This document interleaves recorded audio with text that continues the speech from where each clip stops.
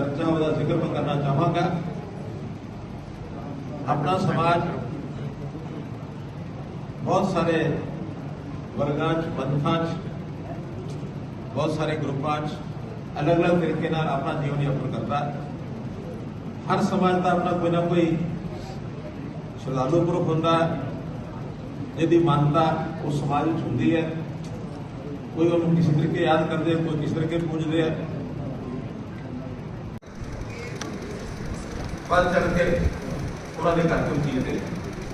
अज सहयोग नाल आपां नौवीं पातशाही गुरु तेग बहादुर जी का जिहड़ा बलिदानी है, उन्होंने जी शहादत है, उसनूं याद करदे पूरे हरियाणा दी 4 यात्रावां जिहड़ियां दर्शन यात्रा है जिन्होंने असीं कर रहे हैं, उन्होंने जी शुरुआत करी है। आज तीसरी यात्रा है जी फरीदाबाद तो शुरू हो रही है।